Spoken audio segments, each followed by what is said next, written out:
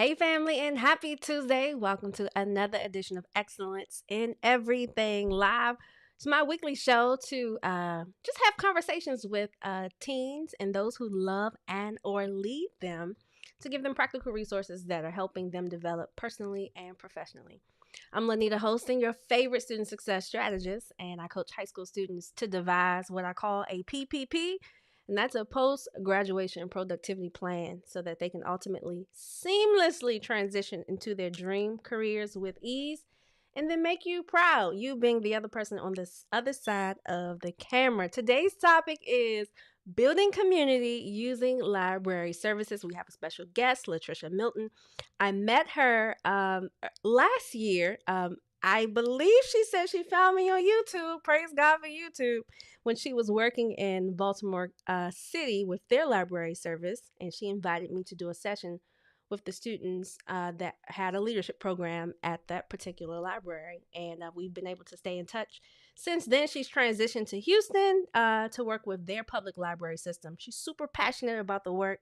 And I thought it'd be super fitting now that it's summertime, not only parents, but community organization leaders and just leaders in general are looking for programming for their families and are things to do that are of value. And y'all know I'm everything of value. So I thought she'd be a perfect guest. So we'll hear from her right after the intro. You are excellence. Your mind is of excellence. Your visions are of excellence. Your unique superpower is nothing short of excellence. You amplify a voice of excellence. Your contribution to this world will be of excellence. You will achieve your highest goals and desires with excellence. You are capable of excellence. You have an inner power of excellence. You will achieve excellence in everything, every time. So, family, I do the Excellence in Everything Live because I want to weekly be able to provide practical content that I think would help you not only become a better communicator and a better relationship builder with the teens that you happen to interact with, because I'm passionate about ensuring that the communities that support them are also equipped to do so. And so if you were ever thinking about bringing me in, let's say you happen to watch some of the content live, you like some of the things that I'm teaching on, you'd like for me to come and do some work with your organization or group, just wanted to remind you there are 3 ways we can work together. One, you can bring me in to build a custom curriculum for your specific organization. And this is something that I've done for groups like Jack and Jill and Parks and Recreation, where they're looking for ways to incorporate career and college planning, and they don't necessarily have the human resources to do so. So we partner to create or collaborate to do something like that. You can bring me in to facilitate a program or a series of programs with your existing group or organization.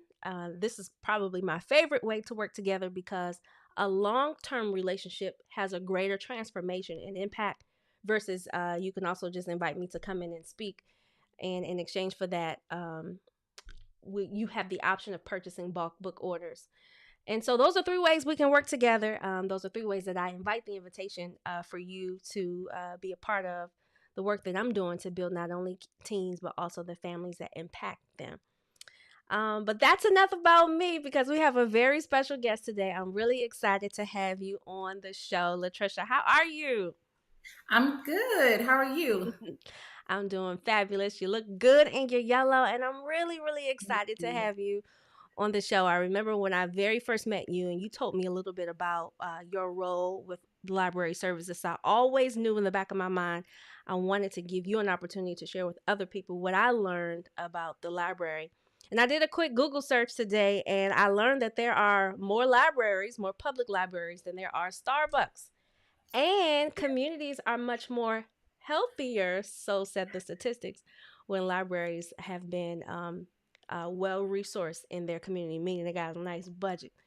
And so talk to us a little bit about what exactly it is that you do. What is your day Yes, to day? sure. So right now, as you said, I am in Houston. I work for the Houston Public Library System, where I am the Youth and Family Services Manager, which means that I am over all programming for youth ages 0 to 18 I have two coordinators that work under me. One of them is a children's services coordinator, and the other is a teen services coordinator. And we basically are in charge of all of the programming for this age group, from the big programs like author events and special speakers, all the way to the crafts that you see at the area location. So that's Mm, pretty much what I do in a nutshell. mm. It sounds actually super, super fun. Tell us a little bit about your day to day. Like, walk us Yeah. through what it's like, because I know we all, some may have their perception about the library, but what is it? If you could give us a little insight, we could be a fly on your wall. Yeah, so the first thing is I don't read all day. Let's dispel the myth. I don't read all day. I am actually, because I am the manager, I spend a lot of time in meetings with partners or potential partners for programs, with leadership, library leadership, to talk about what does programming look like as we move forward, especially right now as we are still in this pandemic, trying to come out of this pandemic, trying to navigate the things in this pandemic. And so that's what I do for most of the days. I also meet with my team on a regular basis to talk about the things that they may be thinking about that we should be doing, what connections they've made, any outreach events that we need to make our presence at. So there's a variety of things that I do throughout my day to make sure that libraries remain relevant and that our communities are serving their local communities the best that they can. Mm-hmm. And Frankie wants to know, does any of your day to day involve fixing a book? LOL, he's so silly. Not in my department, Frankie, unfortunately. Oh man, I don't even want to know who's responsible for. We don't even know if they do that anymore. Do they even fix the binds? Well, sometimes if it's not too bad, we can fix books and put them back on the shelves. Okay, okay, good to know, Frankie. I hope that answers your curiosity. Tell us a little bit about maybe some of the hidden tools or resources that the library provides. I know each library would be different, and I know you've had experience working with more than one. But if you could commonly share, well, some of the common like tools and like things that we may not be aware of, what would those be? Yeah, I think hidden is funny because libraries, none of the things that we do at the library are really hidden. I think a lot of people don't realize what they have access to when they decide to visit a public library. And so one of the main resources that we have are our databases. A lot of people, well, probably the older folks are my age and older, probably remember card catalogs. Those are no more. And so everything is digital now. And the great thing about that is you have access to information and resources simply by registering to get a library card. So we have databases that are completely full of music. We have databases where you can learn other languages. We have databases where if you're looking for a job and you're a little rusty with your interviewing skills, you can take tutorials and go to sessions and workshops that can help you prepare for those things. And even for students, a lot of the students know this when they do research. We have databases where you don't even have to come into the library. You can access them from the comfort of your own home to do all of the resources, from those periodicals and those secondary resources that you need to get that work done. So there are a plethora of resources that the library has to offer, in addition to the books and DVDs and all of the other things that you can check out when you come into our physical spaces. Mm, mm. Good stuff. Good to know. And I like that you said they aren't hidden. This is a public resource. Yes. Um, that's a really good reminder. A really good reminder. What would you say to the community leader who is interested in working more collaboratively with their local library? What are some ways they could get involved or leverage the relationship?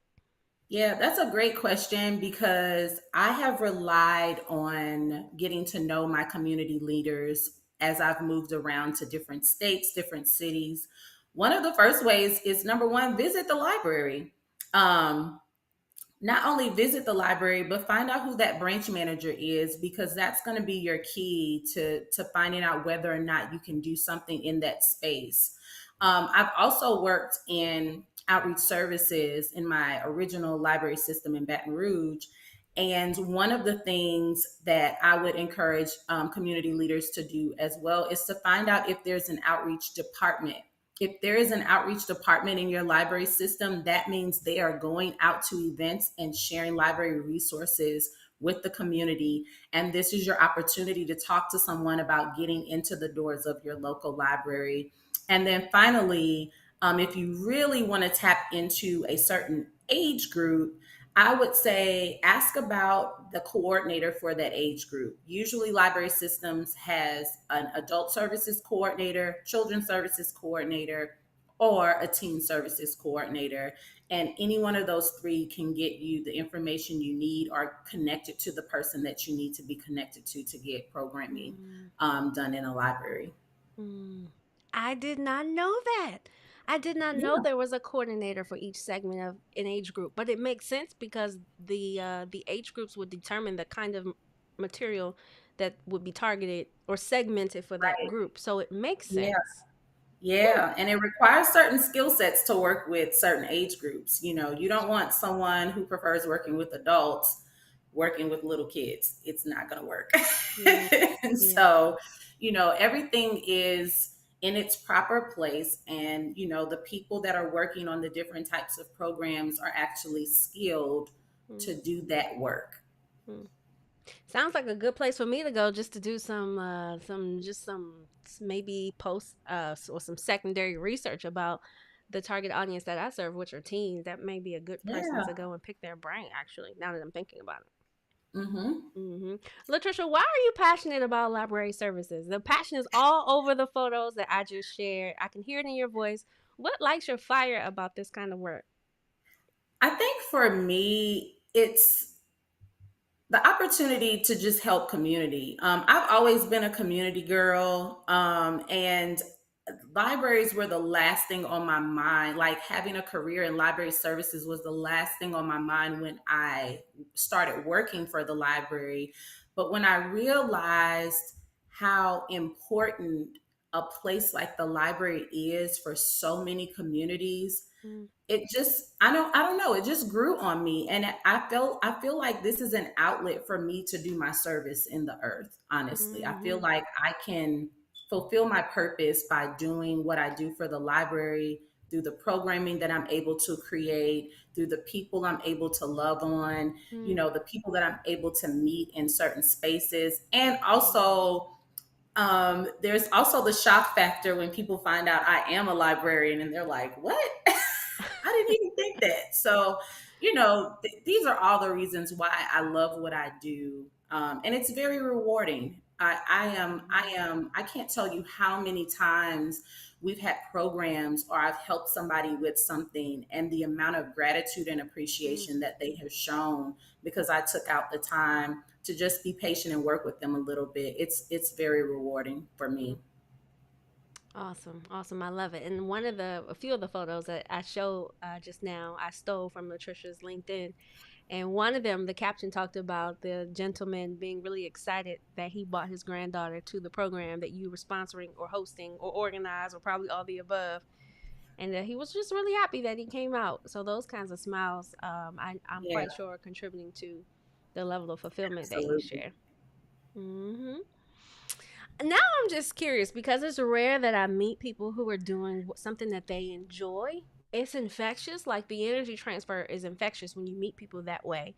And that's actually why I'm passionate about helping high school students get really clear about who they are and what they want so we can duplicate the interest and the heart of people similar to you. Like you're doing what you love, it shows up, it has a domino impact on the community. That's why my work is important to me. And so when I meet people who are working in their intersection, which is like when your passion area meets your ideal industry, which is rare to meet people like Yeah. that. You're like a gem, a unicorn, a rainbow, all of those things that we say. I'm fascinated by who was behind them, like who was the engine behind them. So who would you say was one of your biggest mentors or biggest forms of inspiration along your journey? I don't know if I can give you a who, but I can give you characteristics. of people that I'm inspired by. I would say that I'm inspired by people who smash the stereotypes. Like, Mm. it's nothing like what you would have thought they would be a part of, but they did it. I'm inspired by people who don't allow time to determine whether or not they can be successful. That was something that I had to learn. Um, and so these are characteristics of people that inspire me. Honestly, people like Michelle Obama and Barack Obama are inspirations to me because they did something that we thought could never be done, and they did it well. Mm. And so people like uh, Maya Angelou. I know these are all like celebrity type figures, but people like my parents, they inspire me because I am able to do things that they never got to do. And so anything that kills a stereotype, anything that goes beyond what you thought they were able to go past, those are the types of things that inspire Mm. me. And so just a little known fact about librarianship: there are not a lot of Black librarians, and so that inspires me that I'm able to be a part of a field where there are not many people that look like me, but those of us that I come across, it's always like a homecoming celebration because it's like we know what it took to get to where we are. And so those are the things that inspire me. Mm. Wow. I can imagine that homecoming celebration. Nothing like being at home with people of Yes. your kinfolk. Awesome. Yeah. And there's nothing like seeing someone who looks like you in any capacity. Even if it's Yeah. just one person. Even if it's Yeah, just yeah. so There's one more thing. Young people inspire me as well, because they are fearless, they are authentic, and they're transparent. And mm, in their when they're young and when they're in a space where they're trying to figure it all out, it is what it is with them.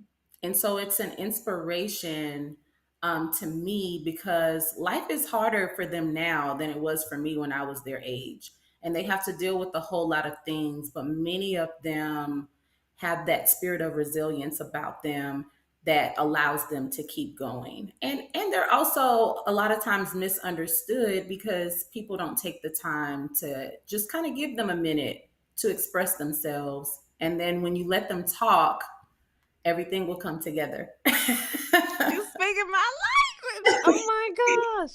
Yes. I agree so much. I wish I could demystify all of Yes. the bias perceptions and opinions and in some instances like assumptions about Yeah. our kids.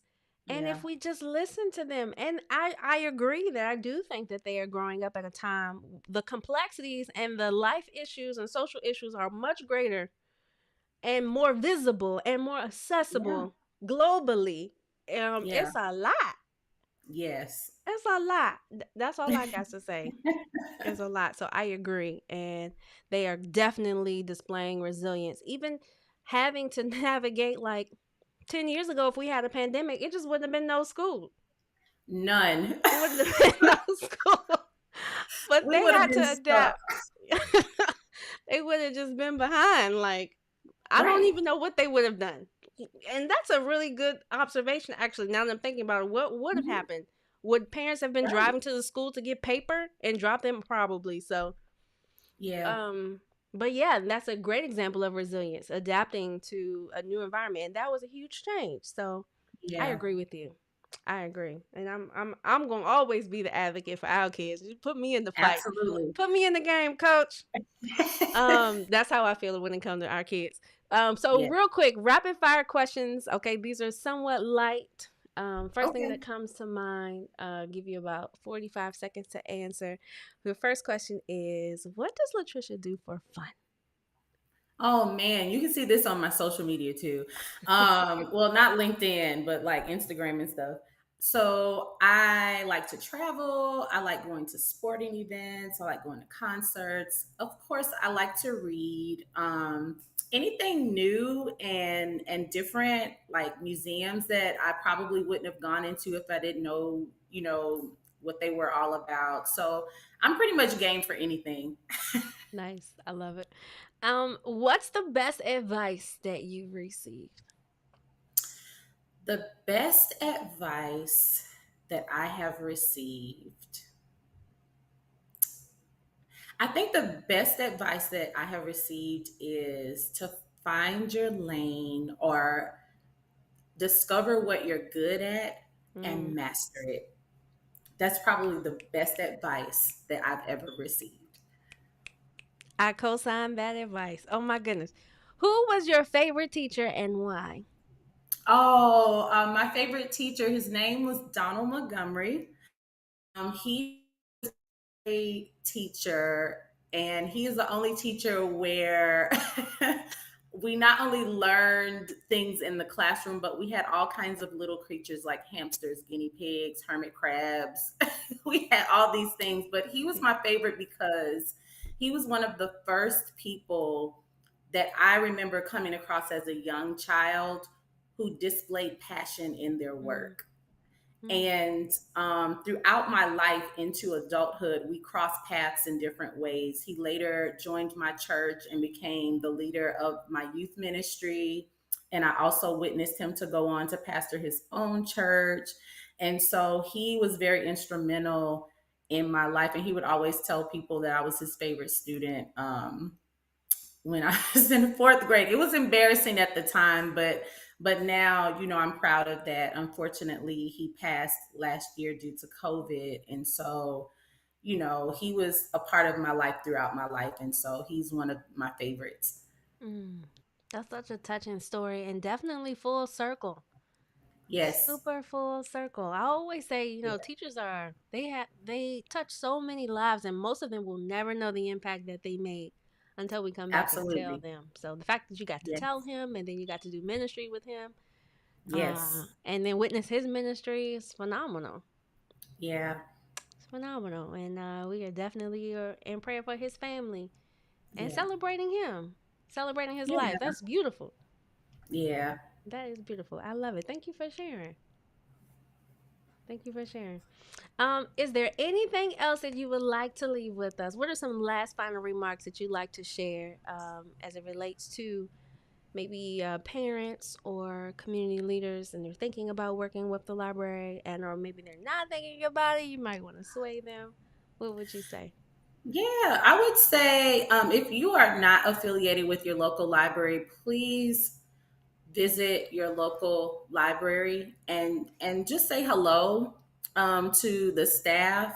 These are, we're trying to come out of this pandemic, and so library spaces are looking a whole lot different right now. We don't have a lot of people coming in, and so this is requiring us to kind of reimagine what our work looks like as we move forward. And so for parents, there's always things going on for kids 0 to 18, and there's also things going on for you. I know that many library systems are looking to adult programming where they're bringing people into the library spaces to do the things that you enjoy. And so I just Mm, encourage people to use your they're there for a reason. Their resources are free. We don't charge for anything that we offer. And so just find out what's happening at your area library and get to know the staff there and, just support. A lot of library systems rely on the taxpayers' dollars. And so it's important that you become engaged and kind of know what's happening in your areas. good stuff. Thank you for being our partner in the community. And thank you for bringing books alive. Thank you for bridging families and bridging educational and academic enrichment to social engagement. You're like at the intersection of all of those things. So Yeah. thank you for your work that you're doing. And thank you for coming on tonight's Excellence in Everything Live. Thank you for having me. All right, Latricia, good night. Good night. One of the things that I also found out while I was researching libraries is that you probably already know this, but just a reminder, like And LaTrisha alluded to this. Everything is free, including your access to Wi-Fi and your access to computers. So if you are working with someone or a group of kids who may not have the privilege of having computers in their home, maybe taking them to the local library and teaching them, or allowing them just to play with them or get acclimated with them. It's a great resource. It's a great resource. Super excited that I got to have LaTrisha here. She is a gem, a community gem. And y'all know I'm particular about the people I bring to my family. Y'all are like family. And whomever I introduce you guys to, they hold definitely a special place in my heart. Speaking of library now, if you haven't got your copy of The Pursuit of Black Excellence for Teens, it's not too late. You can go and grab it at thepursuitforteens.com. Again, the workbook is a great summer resource if you're looking to actively engage the critical thinking, self-discovery, community engagement, and the career and educational development of your teen. It's a great resource. If you lead organizations or groups, or you work with youth and teens, it's a great resource for you to facilitate. You don't even have to buy one for everybody. Now that's, I ain't gonna say that. You can buy it for yourself and verbally facilitate the material. But I promise you, once you get your hands on it, you're gonna wish you got it a lot sooner. Lots of good stuff about this book. I'm excited about it. And I'm excited that you decided to join us tonight. Thank you again for tuning in to Excellence in Everything Live. I'm Linnita Hosten. I'll see you next Tuesday, 8:30 Eastern Standard Time. I love you, and there's absolutely nothing you could do about it. Bye. You are excellence. Your mind is of excellence. Your visions are of excellence. Your unique superpower is nothing short of excellence. You amplify a voice of excellence. Your contribution to this world will be of excellence. You will